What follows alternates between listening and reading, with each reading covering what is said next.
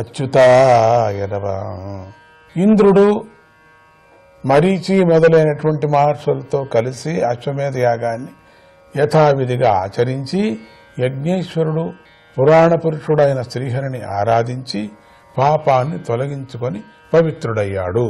గంగకు జన్మనిచ్చినటువంటి పవిత్రమైన పాదాలు గల శ్రీహరిని కీర్తించి భక్తజనుల చరిత్రను వర్ణించి భక్తిని వృద్ధి పొందించే ఈ గొప్ప గాథ సకల పాపాలను ప్రక్షాళన చేస్తుంది. వృత్రాసుని వధ. దీనిలో ఇంద్రుడు పాప విముక్తి చేసుకోవటం, గొప్ప జయం పొందటము అనేవి వర్ణించబడ్డాయి.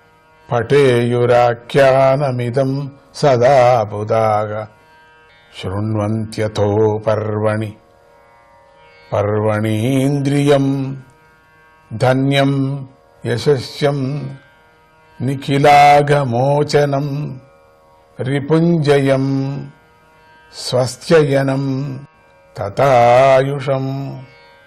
శుభాలకు నిలయమైన ఈ ఉపాఖ్యానం ఇంద్రియ పాటవాన్ని అంటే ధనాన్ని, కీర్తిని, సకల పాపాల నుండి విముక్తిని, శత్రువులపై విజయాన్ని, ఆయుర్వృద్ధిని ఇస్తుంది. కనుక విద్వాంసులు దీనిని అన్ని కాలాల్లోనూ లేదా పర్వదినాల్లోనూ పఠిస్తూ ఉంటారు లేదా శ్రవణం చేస్తూ ఉంటారు. ఇంతటితో 6వ స్కందంలోని 13వ అధ్యాయము సమాప్తమవుతుంది. ఇక 14వ అధ్యాయానికి కొడుతున్నాం. ఈ అధ్యాయంలో వృత్రాసుడి పూర్వ చరిత్ర, చిత్రకేతువునకు పుత్ర వియోగము అనేటువంటి విషయాలు చెప్పబడ్డాయి. పరీక్షిణ్ మహారాజు శ్రీ సుఖమహర్షిని ఇలా ప్రశ్నించాడు. ఓ మహర్షి, పాపాత్ముడైన వృత్రాసుడి స్వభావం రజోగుణంతోనూ తమోగుణంతోనూ ఉంది.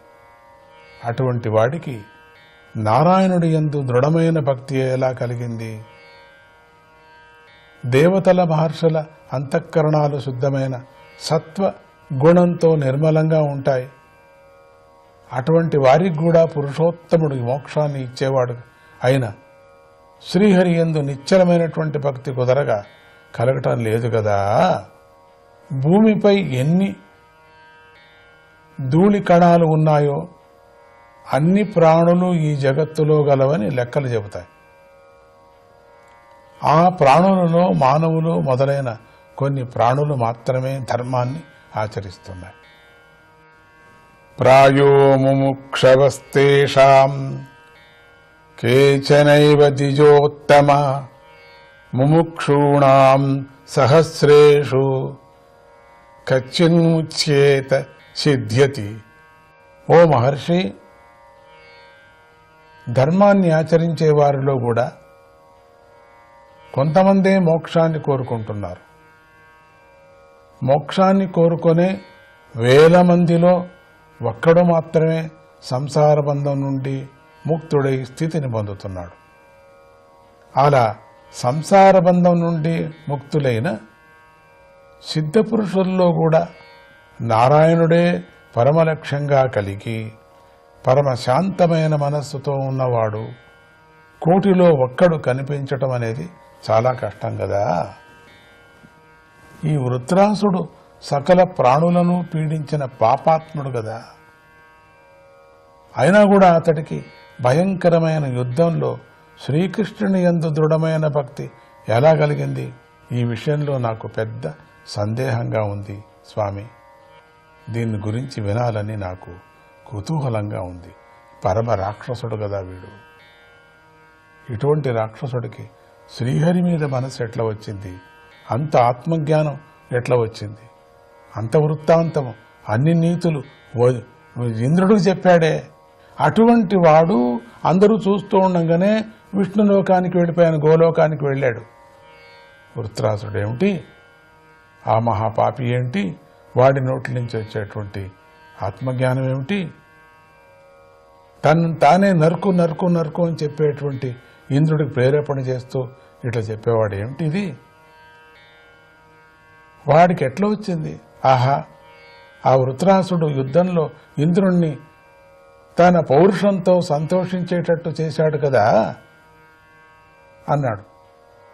అప్పుడు శుకమహర్షి శ్రద్ధతో పరీక్షిత్తు అడిగిన ఆ మంచి ప్రశ్నను విని అతన్ని అభినందించి ఇలా సమాధానం చెప్పాడు. రాజా, నేను ఈ కథను వ్యాసుని వద్ద, నారదుని వద్ద, దేవతల వద్ద కూడా విన్నాను.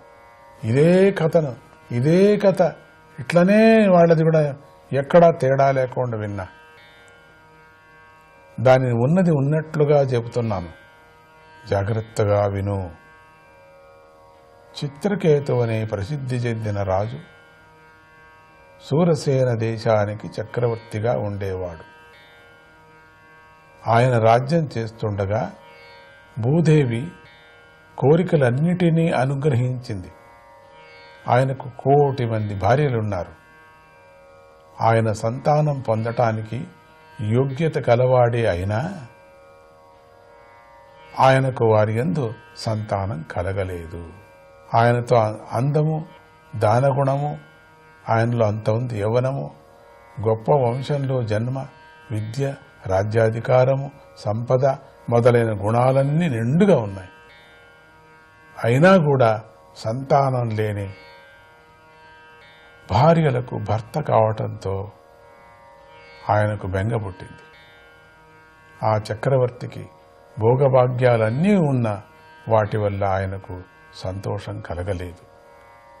ఒకనాడు పూజ్యుడైన అంగీరస మహర్షి లోకాలను సంచరిస్తూ అనుకోకుండా చిత్రకేతు చక్రవర్తి భవనానికి వచ్చాడు. చిత్రకేతు కథ వింటున్నాం మనం ఇప్పుడు. రాజుగారు ఆయనకు ఎదురు వెళ్ళి యథావిధిగా ఆయనను పూజించి ఆసనం మీద కూర్చోబెట్టి ఎంతో వినయంగా ఆయన దగ్గరగా నేల మీద కూర్చున్నాడు. అంగీరస మహర్షి ఆ రాజుతో ఇలా అన్నాడు, ఓ రాజా, నీ ఆరోగ్యం బాగుందా? నీ ప్రజలందరూ బాగున్నారా? మహత్తత్వము, సమిష్టి అహంకారము, 5 పంచభూతాలు అనే 7 తత్వాలు జీవుణ్ణి జీవుడిగా నిలబెడతాయి కదా. ఇద్దరు మాట్లాడుకుంటున్నారు. ఏం జరుగుతుందో చూస్తాం. అచ్యుతా ఎడవ